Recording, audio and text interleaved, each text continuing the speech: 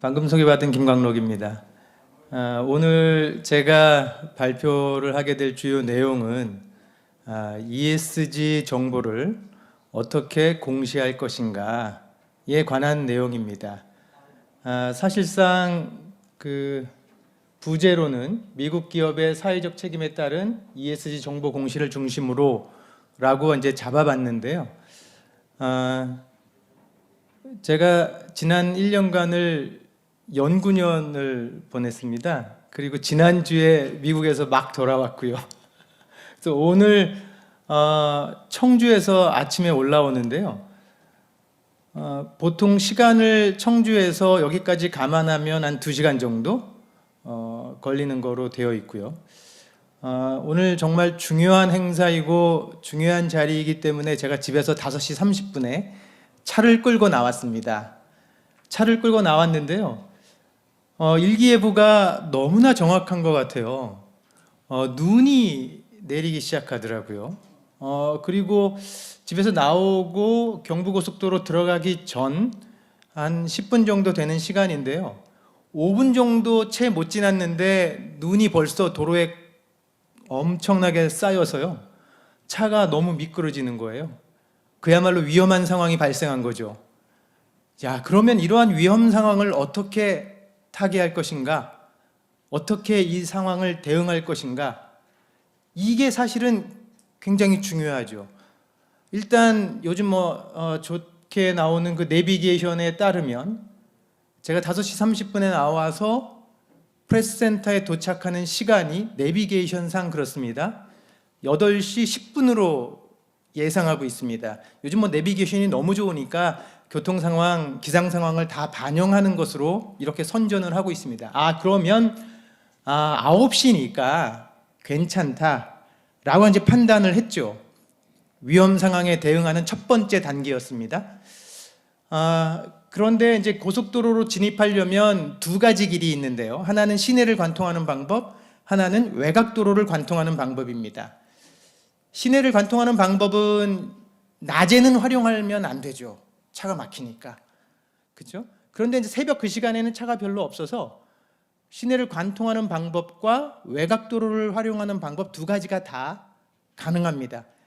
차가 많지가 않으니까요. 저는 2번째 방법을 선택했습니다. 시내를 관통하는 방법. 그러니까 내비상 시간이 10분에서 15분, 5분 정도 차이가 나더라고요. 그런데 저는 새로운 판단을 좀 내렸습니다. 안 되겠다. 고속도로를 타고 온다 하더라도 분명히 이런 상황에선 교통사고도 날 것 같고 또 다른 교통 상황이 발생하기 때문에 내비상은 8시 15분이라고 하나 도저히 다른 새로운 위험 상황이 어떻게 나타날지 모르지 않겠는가 라는 생각이 번뜩 들었죠. 그래서 일단 가장 가까운 청주 시외버스 터미널로 차를 옮겼습니다. 그래서 주차를 하고 시외버스 터미널을 갔더니 첫 차가 이 시골이라 그런지 첫 차가 제가 이제 그 시외버스 터미널에 도착한 시간이 좀 이른 시간이었는데 6시 40분이라는 겁니다. 첫 차가. 그러면 강남 고속버스 터미널에 도착하는 시간은 분명 9시 전에는 도착할 것 같은데 그것도 안 되겠어요. 그래서 고속버스 터미널 시간을 알아봤더니 거기는 6시부터 10분 단위로 시간이 있더라고요. 고속버스가. 그래서 거기서 부랴부랴 다시 고속버스 터미널로 옮겨서 제때에 그 고속버스를 타고 좀 이른 시간이라고 생각은 했었습니다만 내비게이션은 제가 확인을 했었는데 8시 28분으로 되어 있었던 상황이고요. 그 상황에서 저는 이제 고속버스를 그때 이제 타고 여기 도착했더니 8시 57분, 58분에 도착했습니다. 이게 이제 여러 가지 상황별 나타나는 위험 상황이라고 하는 건데요. 제가 이런 이야기를 여러분들에게 드릴 필요가 사실은 없죠. 그렇죠? 이런 얘기를 전혀 드릴 필요가 없습니다. 다만 발표자에 관한 소개를 사회자께서 소개를 해 주실 때 충북대학교 법학전문대학원 교수 및 그리고 우리 브로셔에 나와 있는 몇몇들에 대한 정보가, 저에 대한 정보가 이미 브로셔에 나와 있습니다. 그게 소위 말하는 하드 인포메이션 이라고 하는 거죠. 기존의 기업들을 비롯해서 각종 사회단체, 공공기관들이 여러분들에게 알려준 정보, 공시정보인 겁니다. 그런데 제가 굳이 그러한 정보, 이미 여러분들에게 공식적으로 알려진 정보 이외에 오늘 제가 아침부터 나와서 여기 현장에 도착하기까지의 정보, 개인정보라고 할 수 있는 이런 정보를 굳이 말씀드리는 이유는 이 김광록이라고 하는 사람이 와, 저런 그 위험을 감수하고 여기까지 왔구나. 겉으로 드러나기에는 멀쩡해 보이는데 속으로는 얼마나 마음을 졸였을까 라고 하는 걸 여러분과 함께 공감했으면 좋겠다라고 하는 거죠. 바로 이러한 정보가 감사합니다. 이러한 정보가 우리가 이야기하는 소프트 인포메이션, 연성 정보. 그러니까 공식적으로 여러분들에게 공시해야 되는 정보가 아닌, 정보를 제공해주면 김광록이라고 하는 사람을 이해하기 좋은 정보임에도 불구하고 굳이 공시해야 될 필요가 없는 정보, 이런 것들이죠. 이런 것들이 사실상 지금 우리가 얘기하는 ESG 정보입니다. 기존에 여러분들에게 충북대학교 법학전문대학원 교수라고 알려진 정보, 공식적으로 나온 정보가 기업들이 이미 사업보고서나 기타 관련법에 의해서 의무적으로 공시하여야 하는 그런 정보입니다. 그런데 이제는 사회가 변했죠. 오늘 한 교수님께서도 굉장히 중요한 말씀을 해주셨는데, 우리 사회가 점차 위험 사회로 가면서 우리가 갖고 있는 이러한 강성 정보만으로는 그 해당 기업이나 해당 공공기관이나 해당 심지어는 국가까지도 판단하기 어려운 사회가 되어버렸다. 바로 그러한 사회에서 과연 그러면 우리는 어떻게 해야 할 것인가 라는 거죠. 그게 바로 오늘 이야기가 되고 전 세계적으로 화두가 되고 있는 ESG라는 겁니다. 구체적인 내용은 아직까지 무엇이 ESG 정보인지조차도 체계화되어 있지는 않습니다만, 오늘 제가 말씀드리고자 하는 것은 그러한 정보를 공시하도록 해야만 할 것이다 라는 것에 이제 초점이 맞춰져 있는 것이죠. 그래서 오늘 제가 여러분들에게 드리는 이 발표의 주요 내용은 이러한 ESG 정보를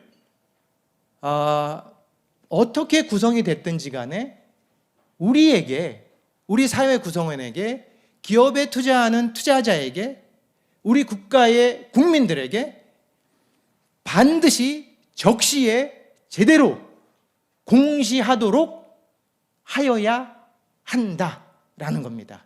이걸 그 외에 여태까지 놔뒀던 것처럼 해도 그만, 안 해도 그만 이라고 한다면 우리로서는 알 수가 없고, 그것이 우리에게 위험한지 위험하지 않은지, 그러니까 안전한지조차도 우리는 모르는 상황 속에서 위험 속으로 갈 수밖에 없다. 그리고 나타나는 결과는 정말 예측하기 어렵다라는 거죠. 제2근대화, 제3근대화를 논할 수도 없다. 그 전에 사실은 망한다, 끝난다, 이런 거죠. 그래서 이러한 정보를 제대로 적시에 공시토록 하는 것이 우리의 중요한 역할이다라는 것이고요. 그러한 측면에서 제가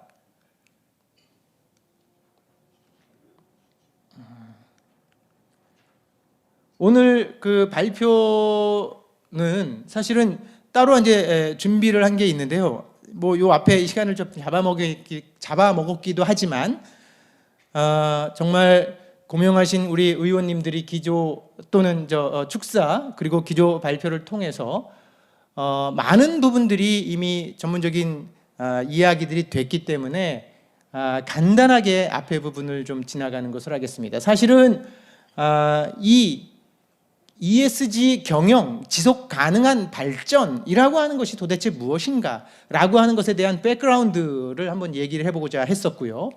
그리고 그렇다면 과연 기업들에게 부과되어지는 기업의 사회적 책임이라고 하는 것과 ESG라고 하는 것은 어떤 관계에 있는지를 한번 간단하게 한번 살펴보고 나서 이러한 ESG 정보에 관해서 이게 이제 글로벌 이렇게 되어 있었으니까 글로벌 ESG 현황 이렇게 되어 있었으니까 그 중에 이제 미국의 경우에 이러한 ESG 정보를 어떻게 공시하도록 하고 있는지에 대한 부분, 그리고 우리나라에서는 과연 어떻게 해야 할 것인지, 이렇게 이제 결론을 내리면서 오늘 발표를 마감하려고 이제 준비를 했었습니다.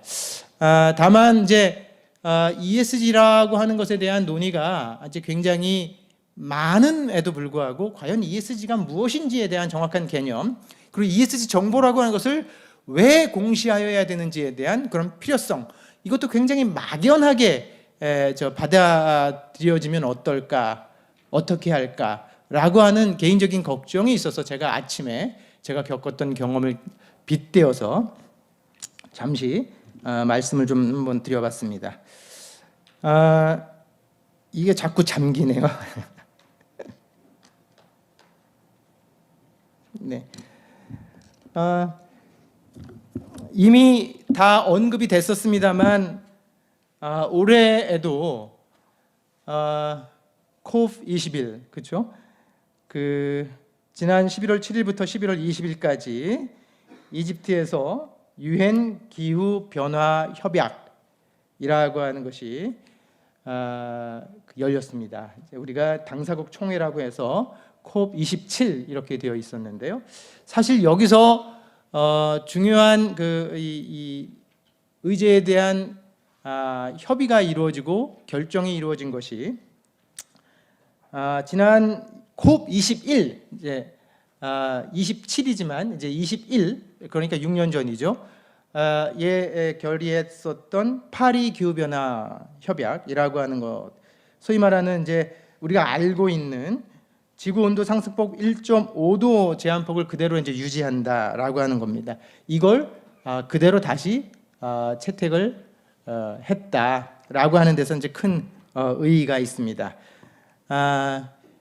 이 기후 변화와 관련해서는 왜 이렇게 이제 많은 분들이 ESG를 말씀하시는 분들이 저를 포함해서 강조를 하냐면, 사실은 ESG의 맨 앞에 있기도 합니다만 이 환경 문제라고 하는 것이 사실은 ESG 문제를 우리 이 구성원 기업의, 사회의, 국가의 또는 지구의 지구인으로서 구성원에게 가장 먼저 제시된 개념이 아닌가라는 측면에서 ESG를 촉발했다, 이렇게 보는 거죠.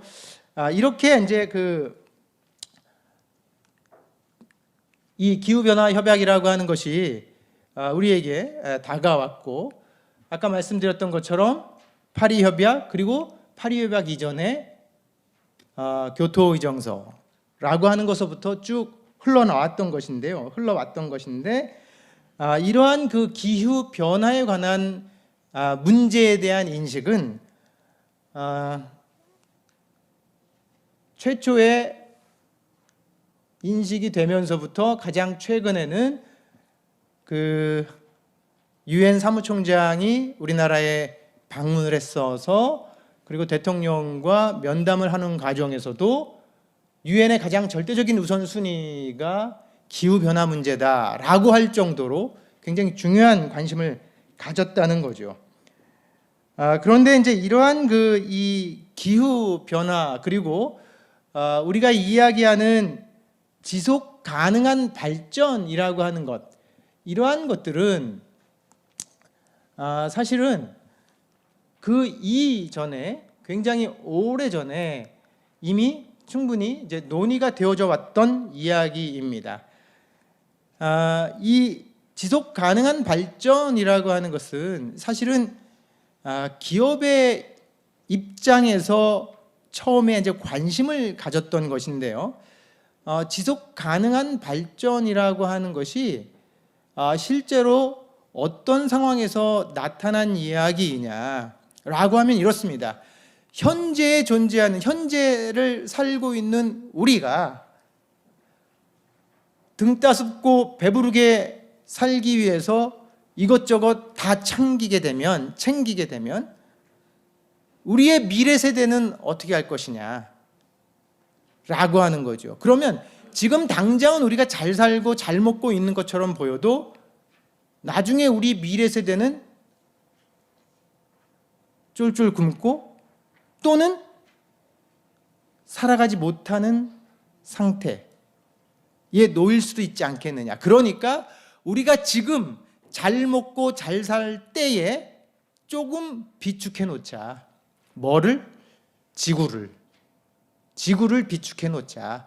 지구의 환경을 나만 잘 먹고 잘 사는 것이 아니라 미래 세대도 파먹을 수 있도록 놔두자 라고 하는 개념부터 사실은 시작이 된 거죠. 그게 지속 가능한 발전이라고 하는 건데요. 이러한 그 지속 가능한 발전이라고 하는 이야기가 이제 ESG라고 하는 것과 연결돼서 이야기가 된 건데, ESG에 관한 부분은 이미 앞에서도 많은 얘기가 됐기 때문에 ESG 개념에 대해서는 그냥 넘어가고 발표문을 참고하는 것으로 하겠습니다. 뭐 ESG는 환경, 소셜, 사회, 그리고 아이고 이게 잘 네.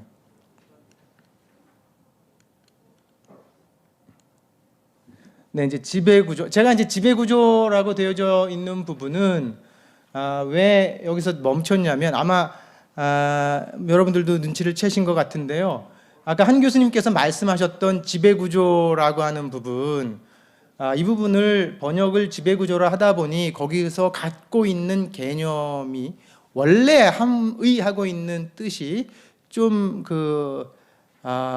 편협하게 들릴 수 있을 것 같다. 작게 느낄 수 있을 것 같다. 지배구조라고 하는 그 말 자체에 한정되는 것 같다. 이제 말씀해 주셨는데 저도 이제 거기에 전적으로 동감을 합니다. 지배구조라고 하는 것이 단순히 우리가 알고 있는 그러한 지배구조, 뭐 이를테면 기업의 입장에서 봤을 때 누가 경영권을 갖느냐라고 하는 그야말로 소극적인 개념의 지배구조라기보다는 실제로 윤리 및 부패 문제까지도 관리하는, 그렇죠? 여기서 이제 윤리 및 부패 문제 또는 협력사 대상으로 하는 반부채 정책 적용 뭐 이렇게 얘기가 되고 있는데, 바로 이러한 부분에 있어서 지배구조라고 하는 것은 그 조직 속에 있는 구성원들 간의 문제를 포괄적으로 다룬다. 따라서 사실은 가버넌스 혼자만이 존재할 수 있는 것이 아니라 앞에 나와 있는 소셜과도 연결되어진다 라고 하는 거죠. 그러한 측면에서 이 ESG는 ESG가 독립적으로 존재하는 것이 아니라 하나의 커다란 이 개념으로 존재한다. 하나의 개념으로 존재한다라는 것을 이제 말씀드리고 싶어서 잠깐 여기서 멈췄었고요. 실제 우리나라에 있어서는 이 ESG라고 할 때 우리나라 기업들은 사실은 기업의 특성상, 이제 과거에는 재벌이라고 많이 얘기를 했지 않습니까? 특성상 지배구조에 많은 관심을 가졌습니다. 여기서 얘기하는 지배구조라고 하는 것은 경영권을 누가 확보하느냐였던 거죠. 과거에는 그랬습니다. then corporate governance 이렇게 되어 있는데, 지금은요 이 소위 말하는 environment, social 관심을 가져야만 할 것이다 라는 거죠. 우리가 기업의 입장에서 볼 때 지배구조에만 관심을 많이 가졌는데 그게 아니라 이제는 환경과 사회, 소위 말하는 E와 S에 관심을 가져야 되고, 이 ESG의 핵심 가치는 어디에 있냐면 기업의 지속적인 발전, 지속적인 경영 이런 건데, 결국 이 부분은 E와 S, G가 함께 논의되어야 합니다만, 그 중에서도 우리나라의 입장에서는 G에 너무나 많은 관심을 가졌으니까 이제는 S 그리고 이 부분에 관심을 더욱 가져야만 할 것이다 라는 말씀을 이제 드립니다. 그렇다면 사실은 이겁니다. 이러한 ESG에 관한 다양한 그 개념을 함께 인식하고 공유한다 하더라도 이것을 알리지 않으면 아무런 소용이 없죠. 이것을 알리지 않으면 아무런 소용이 없는 것입니다. 우리의 미덕은 왼손이 하는 일을 오른손이 모르게 하라.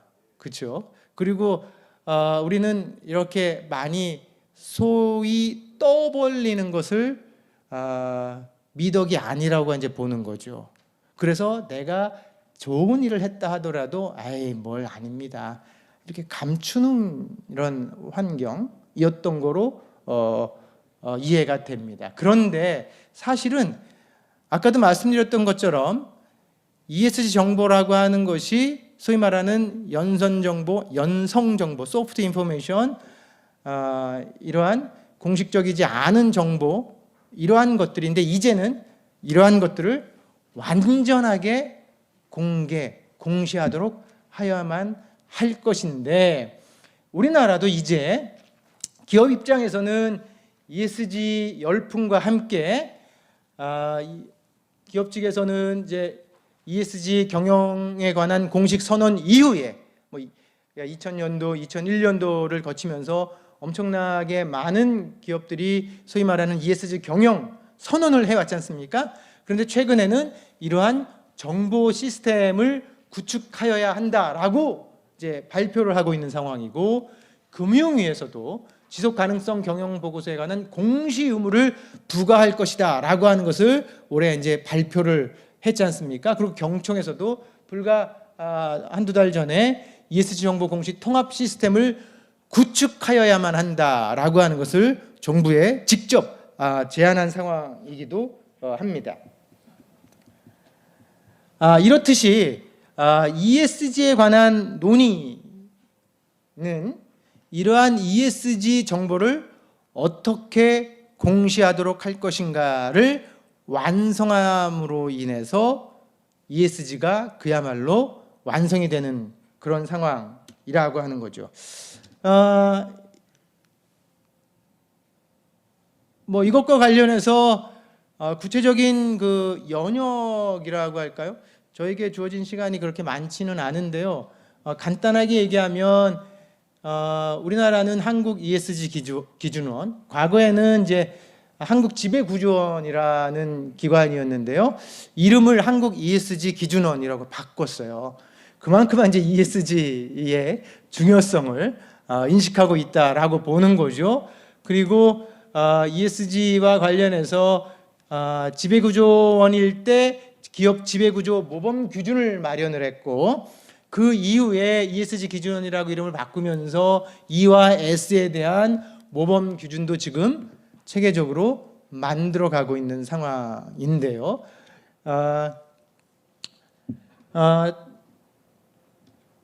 가장 현실적으로 규범화한 것은 2015년 국민연금법에서 ESG 경영이라고 하는 것을 직접 규정한 것이 이제 시작입니다. 그 이후에 자본시장법을 비롯해서 기업과 관련한 상황에서 기업에게 부과하는 ESG 경영에 관한 법제가 이제 마련이 되고 있는 상황인데, 여전히 우리의 경우는 이러한 ESG에 관한 정보를 어떻게 공시할 것인가에 관한 부분에 대해서는 아무런 기준이 존재하지 않은 상황에 있다.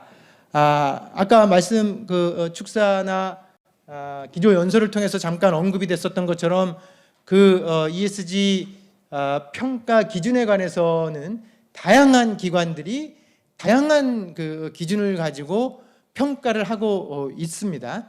그럼에도 불구하고 그러한 것을 어떻게 공시할 것인가에 관한 부분은 아직까지 우리로서는 존재하지 않은 상황인데, EU의 경우에는 이제 올해죠. 올해 이제 그 전에 이제 가지고 있었던 것을 조금 더 광범위하게 확대하는 측면에서 세계에서 가장 광범위한 ESG 공시 기준 이렇게 이제 이야기를 하고 있는데요.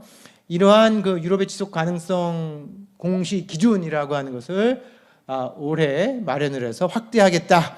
이렇게 이제 발표를 해서 공시 기준을 마련을 하고 있고, 미국의 경우에는 이제 구체적으로 이 ESG 기준, ESG 정보를 공시하여야 한다라고 하는 단일한 법제를 가지고 있지는 않습니다. 최근에 이제 레귤레이션 SK, SX 그리고 SK, 그러니까 SX는 뭐 여기서는 언급을 그렇게 크게 하지 않았습니다만, 레귤레이션 SX는 지금 이제 환경과 관련된 부분, 기후 변화에 관련된 부분들을 독립적으로 이 정보를 공시하여야 한다라고 하는 그 이 SEC 기준인 것이고요. 오늘 우리가 얘기하는 ESG 정보에 관한 부분은 이제 레귤레이션 SK에 관한 부분에 이제 여기서 이제 담고 있기 때문에 오늘 주요적으로 우리가 살펴보는 거는 이건데요. 미국은 이제 이런 그 레귤레이션 SK에서 이 공시 기준을 이야기를 하고 있습니다.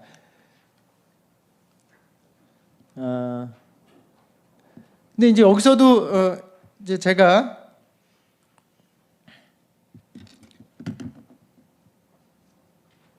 죄송합니다. 여기서도 제가 잠깐 언급을 하고 있습니다만, ESG 정보에 관한 공시는 아직도 미국에서도 특별하게 제대로 마련하고 있지는 않고, 아까 말씀드렸던 그 레귤레이션 SK를 통해서 소위 말하는 비재무적인 정보를 공시하도록 한다. 여기 아까 축사나 기조 강연에서 얘기했었던 바로 그 비재무적 정보라고 하는 겁니다. 아까 제가 여러분들에게 말씀드렸던 소프트 인포메이션, 연성 정보 이거죠.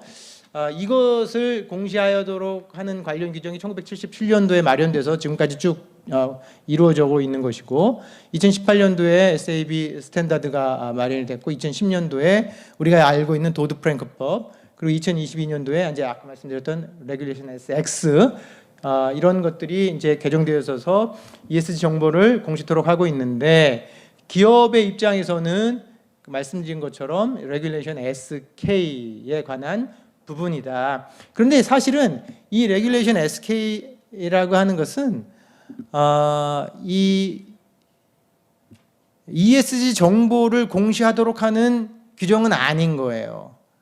레귤레이션 SK는 뭐냐면 기업이 자신들의 사업 보고서를 공시하도록 하는 규정인 겁니다. 그러니까 사업 보고서에는 굉장히 많은 내용들이 포함이 되죠. 그러한 것들을 하나하나 구체적으로 레귤레이션 SK에서 규정하고 있는데, ESG 정보를 공시하는 규범이라고 오늘 이렇게 말씀을 드리는 이유는, 이러한 레귤레이션 SK 중에서도 소위 말하는 ESG 정보와 관련된 부분들이 좀 있고, 핵심적인 부분은 소위 말하는 레귤레이션 SK 아이템 303이라고 해서 소위 말하는 303조죠. 303조에서 이 MD&A, 소위 말하는 비재무적 정보에 관한 공시에 관한 부분을 다루고 있는 겁니다. 이것이 이제 사실은 레귤레이션 SK가 미국 기업에 있어서 이 기업의 ESG 정보를 공시하는 기준의 가장 핵심이라고 말씀드릴 수 있었던 것이고, 그 부분에 대해서 오늘 살펴보고 있는데요. 우선 ESG 정보와 관련된 부분만 레귤레이션 SK에서 뽑아보면, 일단 아이템 101, 101이라고 이제 우리식으로 얘기하면 그냥 101조 이러면 되겠습니다. 101조에서는 소위 말해서 환경과 관련된 법령을 준수하여야 할 것이다. 2죠, 2. 그리고 종업원이 어떻게 능력을 개발을 해서 그 기업에 어떻게 기여를 할 것인가 하고 있는가에 대한 부분들을 사업 보고서에 공시토록 하고 있다라는 거죠. 그래서 굳이 따지면 아이템 101 101조는 소위 말해서 ESG 중에서 E와 S에 관한 부분을 규정하고 있다라고 이해하면 되겠습니다. 그리고 아이템 103 103조죠. 여기서는 이 법적 절차 이렇게 되어 있는데, 여기서 이제 법적 절차, 우리식으로 번역을 하니까 법적 절차인데요. 사실은 이 법적 절차라고 하는 것이 소송 절차로 이해하면 더 쉽지 않을까 생각이 됩니다. 뭐냐면 기업이 환경과 관련되어져서 문제가 발생을 했을 때 결국 소송에 이르게 될 텐데, 그 소송에서 다루어지는 사항들을 공시하여야 한다. 특히 기업이 환경 유해 물질을 어떻게 배출을 하는지, 환경 보호를 어떻게 잘하고 있는지, 이러한 것들은 당연히 공시가 돼야 되는데, 이것을 제대로 하지 못함으로 해서 법을 위반을 했고 소송에 가게 되고, 그러면 기업으로서는 크나큰 문제가 아닐 수 없다라는 거죠. 이러한 것들을 구체적으로 공시토록 하고 있다라는 거죠. 이것이 SK 103에서 규정을 하고 있는 내용이고요. 그리고 구체적으로 사실은 아이템 104에서는 그 연방 광산 안전 및 건강법이라고 하는 연방법이 있는데요. 그 법에 따라서 특별히 이 광산 업에 해당하는 기업에 제한된 거기 때문에 일반적으로 ESG 규정이라고 할 때 언급을 안 하고 있더라고요. 다른 자료를 보면 레귤레이션 SK 중에 104조는 ESG와 관련이 없는 규정으로 이렇게 이제 이해하고 있는 듯한데, 어차피 이 부분은 결국은 뭐냐면, 우리 얼마 전에도 우리나라에서도 봉화인가요? 그 광산 매몰되고 우리에게 또 희망을 주는 생존자가 발생을 하고 했었던 문제들이 있지 않습니까? 바로 그러한 이 안전 문제, 그리고 광산 이 노동자들의 건강과 관련된 문제, 이러한 것들을 집중적으로 다루는 그러한 부분입니다. 이건 당연히 ESG 중에서 E이기도 하지만 S에 직결되는 문제이죠. 그렇죠? 그래서 저는 이제 이 부분을 그렇게 판단을 해서 가지고 왔고요. 그리고 아이템 105 105조의 경우에는 리스크 팩터 이렇게 되어 있는데요. 너희들이 기업을 경영하면서 소위 위험 요소가 있다면 여기 사업 보고서를 통해서 공시하라 라는 내용인데요. 실제로 위험 요소라고 하는 것은 너무나 다양하죠. 너무나 많습니다. 그런데 지금 보니까 많은 미국의 기업들이 이 사업 보고서를 통해서 레귤레이션 SK 아이템 105에 따라 공시하는 위험 요소라고 하는 것들이 결국은 환경 문제와 관련해서 우리는 이런 부분들이 제대로 되어지지 않아서 지역으로부터 소송의 위험이 있다, 또는 종업원들이 파업을 함으로 인해서 결국 임금이 그리고 생산이 차질이 있다라고 하는 것들을 위험 요소로 공시를 하더라고요. 거의 모든 기업들이. 그러니까 결국은 이 위험 요소라고 하는 부분은 결국 ESG에 관한 기업의 입장에서 중요한 정보일 수밖에 없다. 그러한 것이 바로 아이템 105에서 다뤄주고 있는 것이다 라는 거죠. 그리고 가장 중요하게 제가 말씀을 드렸던 아이템 303이라고 하는 건데요. 여기서 얘기했었던 MD&A, 기업의 비재무적, 재무상태 및 운영 결과에 대한 경영진의 논의 및 분석이라고 하는 제목인데요. 결국 비재무적 정보를 공시토록 한 건데요. 여기서 우리가 이해해야 될 게 있어요. 뭐냐면 사실은 SEC는 그리고 미국 그 연방법, 연방증권법과 연방증권거래법이라고 되어 있는 부분인데요. 이 기업이 사업보고서를 통해서 공시해야 되는 내용들을 다루고 있는 연방법이죠. 그리고 그 연방법의 위임을 받아서 구체적인 기준을 제시하는 SEC 규정들인데요. 그 SEC 규정이 Regulation SK로 나타나는 건데, 여기서는요 사실은 기업들이 이러한 연성 정보를 공시 못하도록 했었습니다. 금지했었습니다. 법으로 소프트웨어 정보를 소프트 정보죠, 연성 정보, 소위 말하는 ESG 정보를 공시하지 못하도록 금지했었습니다. 왜냐하면 사실은 이 하드 인포메이션, 소위 말하는 재무적 정보죠, 이 부분은 거의 데이터로 누가 봐도 딱 나타나요. 그러니까 이거로 인해서 저 회사가 투자할 만하겠구나, 이거 투자했다가 망하겠는데? 라고 하는 판단이 쉽게 되는 거예요. 그런데 소위 말하는 연성정보의 경우에는요, 하다못해 우리 과거에 총회꾼들이 주주총회장에서 주주총회를 방해하고 소위 말하는 뒷돈을 받기 위해서 주주총회에 의자 집어던지고, 우리 기자님들 많이 아시죠? 그런 기사들이 도배를 했었던 적이 있어요. 그때 총회꾼들이 총회장에 난입해서 했었던 얘기가 뭔지 아세요? 야, 내가 엊그저께 봤더니 여 회장이 미모의 여성과 모 호텔을 가더라, 이런 걸 막 해가지고 방해한 거죠. 그런데 야, 이런 그 부도덕하고 비윤리적인 회장이 우리 회장으로서의 역할을 제대로 수행할 수 있겠니? 회장 물러나게 하자, 막 이렇게 하면서 소위 말하는 총회꾼, 결국은 이제 뒷돈 받고 뭐 그러면 갈게요, 이랬던 적이 있잖아요. 이런 게 소위 말하는 그 기업과 관련된 연성 정보일 수 있는 거죠.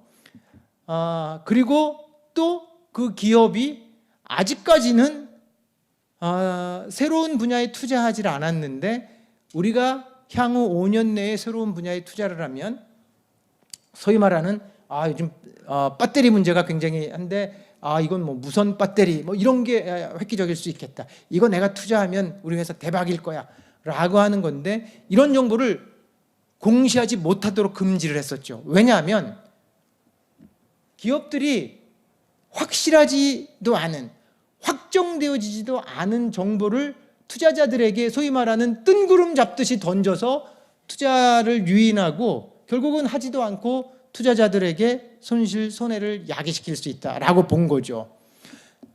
이렇게 금지를 했었던 것이 소위 말하는 이 연성 정보, 이제 여기서는 이제 예측 정보라고 하는 표현을 다시 씁니다. 소프트 인포메이션, 예측 정보, forward 인포메이션 이렇게 되어 있는데요. 그런 정보를 공개하지 못하도록 했었는데, 이것이 최근에 그 단계의 시간을 거치면서 이제는 이러한 정보를 공시토록 강제하게 되었다. 그것이 아이템 303에서 다루고 있다라는 거예요. 그런데 알다시피 기업이 사업보고서를 통해서 공시한 정보를 바탕으로 우리 투자자들이 투자를 했을 때 그 정보가 리드를 제대로 못한 경우에 투자 손해가 발생했을 때 기업은 책임을 져야 되죠. 책임을 져야 돼요. 그런데 이 연성 정보, 예측 정보를 믿고 투자를 했을 때 사실은 투자자가 손해볼 가능성이 굉장히 높아요. 그래서 SEC는 이러한 정보를 공시하도록 강제하면서 뭘 했냐면 소위 말하는 면책 조항, 세이프 하버, 안전한 규정을 뒀어요. 이러한 경우 합리적인 근거와 악의적인 공시가 아닌 경우에는 당해 정보와 관련된 부분에 있어서는 기업들은 책임을 면제해 준다라고 한 거죠.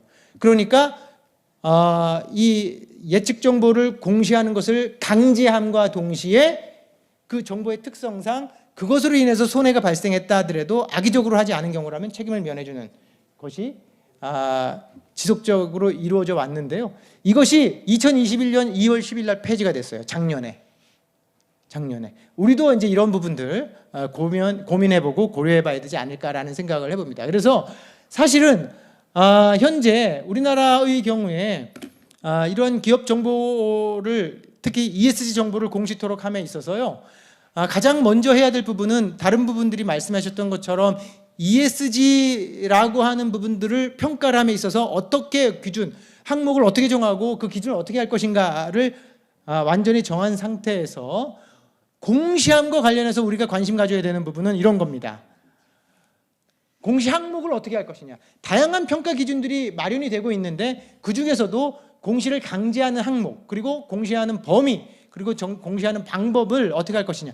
지금 우리나라 기업들은 지속 가능성 경영 보고서를 통해서 공시를 하고 있는데요. 제가 아까 발표 중에 혹시 눈치채셨는지 모르겠는데 사업 보고서를 굉장히 강조를 했는데요. 사실은 사업 보고서를 통해서 ESG 정보를 공시토록 하는 것이 가장 바람직하지 않을까라는 생각을 해보면서 ESG 정보라고 하는 것이 지금 전 세계적으로 굉장히 중요한 핵심 가치가 되어졌다. 오히려 국가를 경영하는 국가 경영의 가치로 자리매김하는 정도까지도 이루어졌다라는 측면에서 보면 그것을 단순히 갖고 있는 것이 중요한 게 아니라 우리가 알 수 있도록 공시하는 것이 사실은 더 중요하다. 알게 하고 대응하게 하고 그것을 회피할 수 있으면 회피할 수 있게 하고 그것을 받아들일 수 있으면 받아들일 수 있도록 하는 것이 더욱 중요하다라고 하는 거죠. 그것이 이제 저의 프로포저였고요. 오늘 못다한 이야기는 다음 기회에 다시 또 할 수 있는 기회가 있었으면 좋겠습니다. 감사합니다. 이것으로 마치도록 하겠습니다. 네.